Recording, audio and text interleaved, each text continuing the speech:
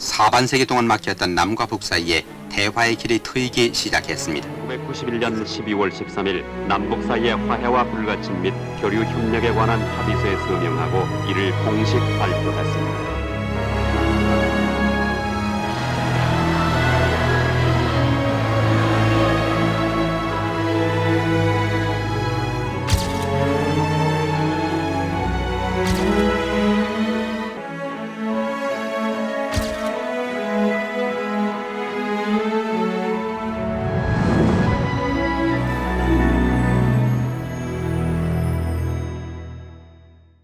선언 정식 명칭이 한반도 평화와 번영 통일을 위한 판문점 선언 이렇게 되어 있습니다.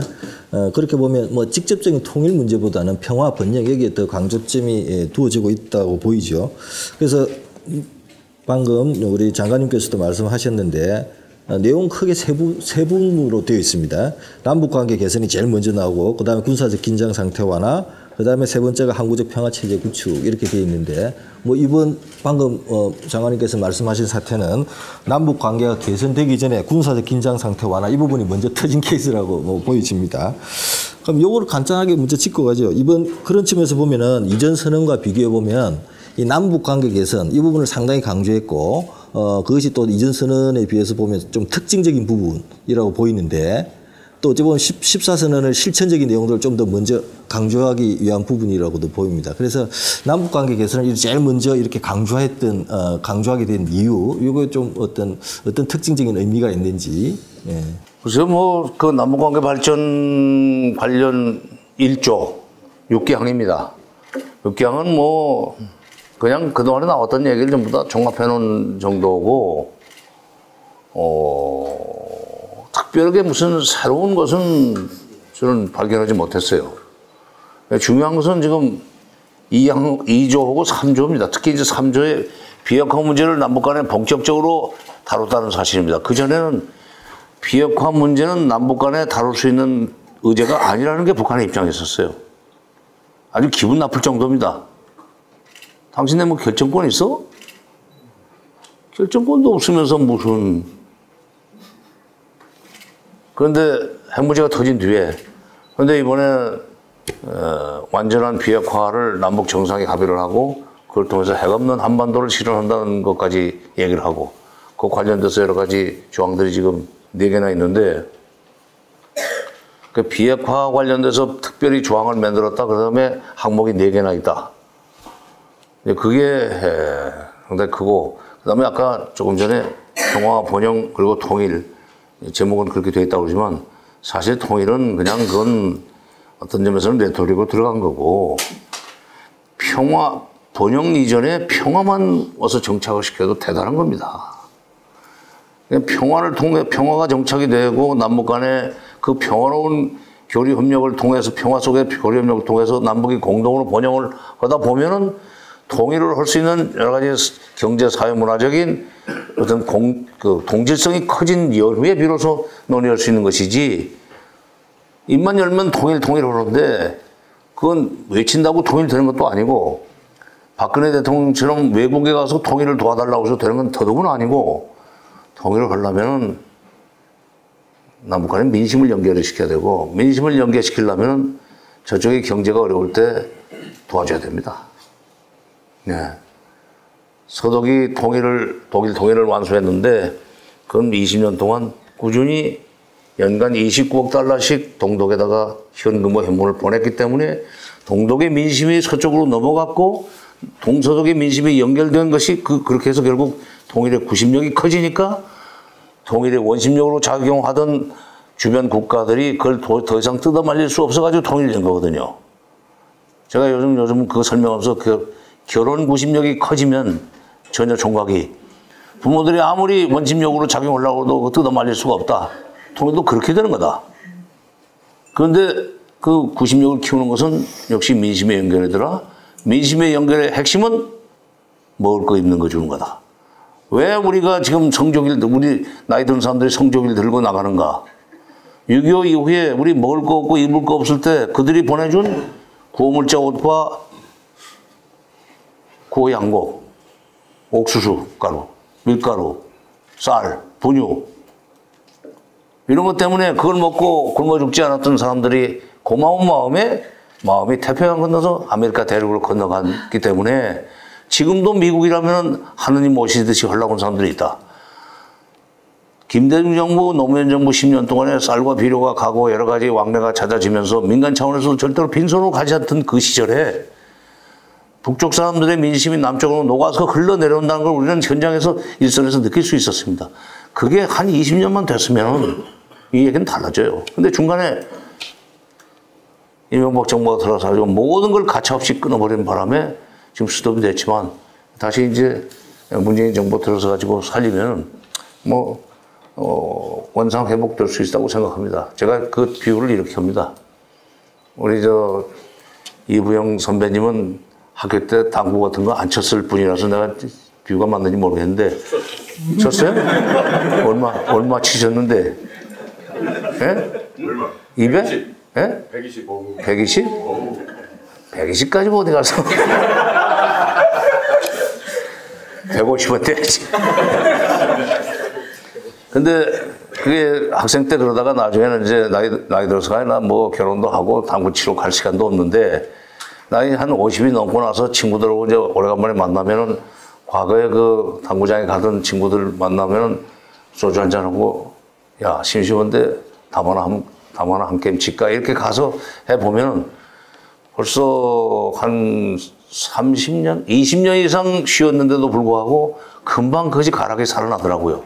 그래서 남북 관계도 10년 동안 쌓아놓은 것이 있으니까 그동안 쉬었지만, 좀 묵었지만, 이제 다시 문재인 정부 들어서 그 시작만 한다면 과거에 쌓아놨던 그 위에 다시 한 5층까지 쌓았다고 치고 6층, 7층, 8층 해서 10층까지 쌓아나가면은 동서독과 같은 그런 방식의 통일이 될 수 있으리라고 봅니다. 그러기 전에서는 먼저 평화가 중요하고 평화의 출발점은 비핵화다.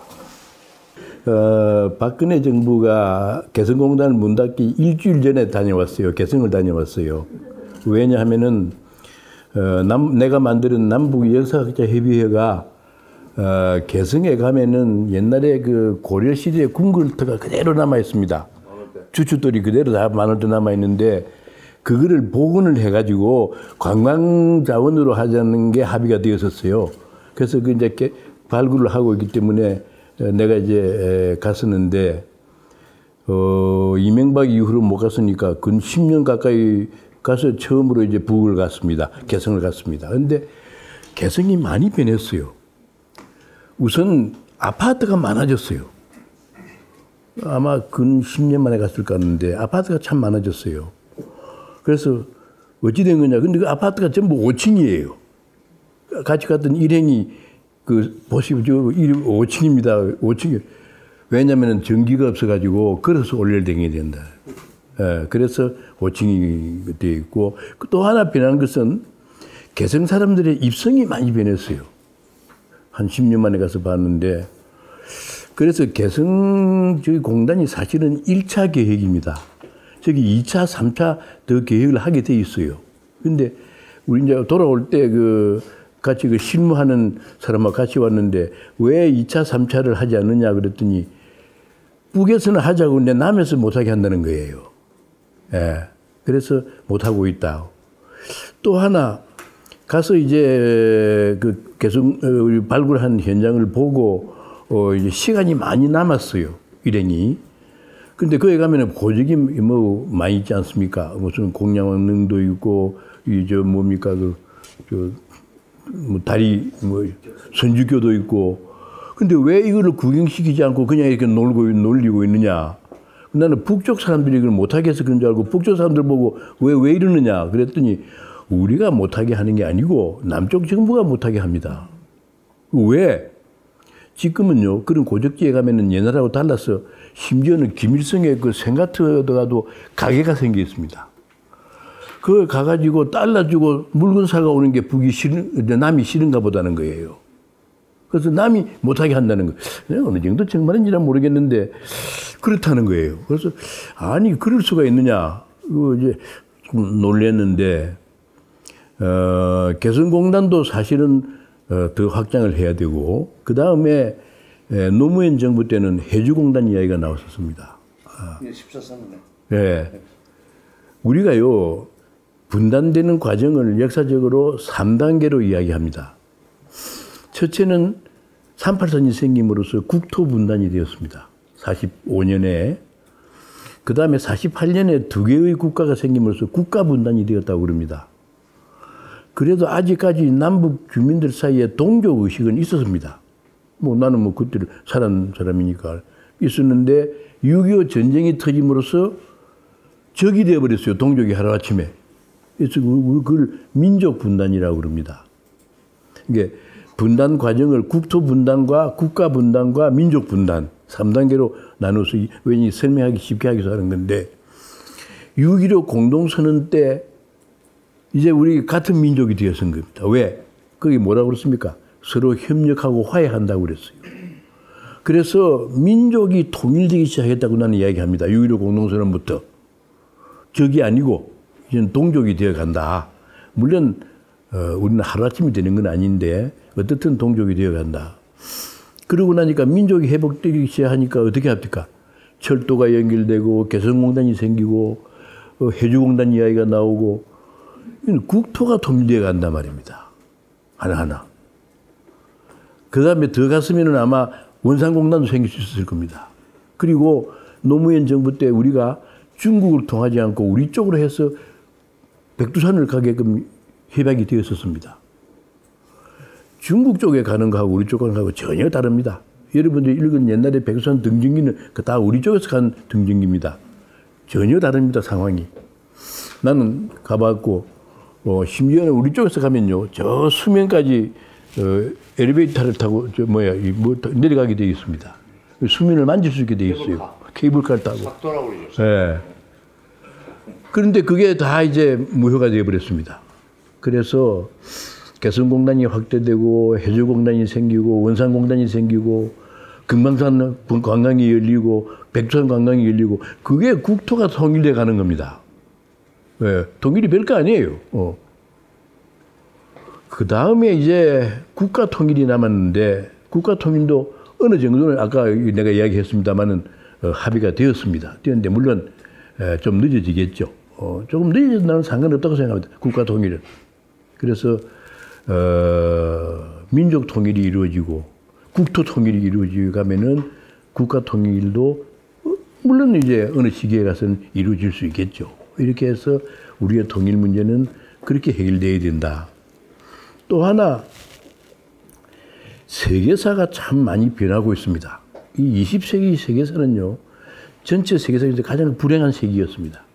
제국주의 세계대전을 2번이나 치렀습니다. 그러다가 또 냉전을 치렀습니다. 이런 20세기가 다 가기 전에 세계사가 변하기 시작했습니다. 뭐냐 하면은 옛날에는 남은 나라 가려면은 허가를 받아야 되고 이게 참 했는데 지금은 노비자 지역이 자꾸 늘어나고 있어요.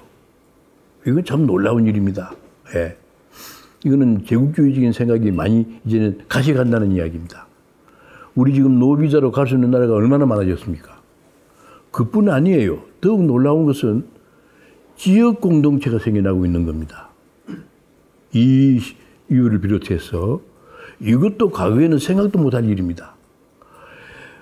독일 통일을 제일 싫어하는 게 프랑스입니다. 우리가 잘 알다시피. 그런데 독일 통일이 그렇게 물론 여러 가지 요인이 있지만은 세계사가 지역 공동체로 EU로 변하고 있는 게 생긴 거. 거기에다가 그뿐 아닙니다. 아세안이 생겨가지고 잘하고 있어요. 아세안에는요 사회주의 쪽으로 통일한 월남도 거기에 들어가 있습니다. 그거 잘하고 있습니다. 네. 그런데 동아시아 공동체는 아직 안 생기고 기껏해야 아세안 플러스 3국 지금 이루고 있습니다. 그 3국은 알다시피 우리와 중국과 일본입니다. 그렇죠? 이게 합쳐져 가지고 물론 거기에 북한도 넣어야 되죠. 넣어 가지고 동아시아 공동체가 생겨요. 이렇게 해서 이 세계가 평화주의로 나아가고 심지어는 아프리카 공동체가 이야기되고 있습니다. 남미 공동체 물론이고 북미는 조금 성격이 다릅니다만은 뭐죠? 이 나프타. 미국도 이제는 나프타의 한 나라로 살아야 할 거예요. 왜? 무엇 때문에 온 세계의 경찰국가 노릇을 할 이유가 뭐냐 말이에요. 이제는 나프타의 한 나라로 살고 남미 공동체, 동아시아 공동체, 그다음에 EU, 유럽 공동체 이런 식으로 해서 21세기의 세계사가 평화적 공동체로 발전해 가야 한다. 이렇게 보면은 우선 당장 내 생각에는 아세안 플러스 3국 속에 북한을 넣어가지고 아세안 플러스 4국 이렇게 우선 우리의 정치 지도자들이 주장했으면 참 좋겠다고 나는 생각하는데 그렇게 해가지고 동남아시아하고 합쳐서 동아시아 공동체를 만들어서 평화롭게 사는 이런 21세기가 되어야 한다. 그런 속에서 우리의 통일 문제가 정말 순조롭게 저절로 해결되어 가야 됩니다. 이런 좀 긴 안목으로 세계사를 보면서 우리 문제를 해결해 가는데 이런 역사 의식을 우리들 국민이 좀 폭넓게 가져야 한다는 생각입니다. 그런데 이거 우리 역사학이 아직도 그걸 제대로 못하고 있어요. 이유는 여러 가지 있습니다만은 그런 쪽에 좀 여러분들이 관심을 가지고 살았으면 좋겠다 그런 생각입니다. 네.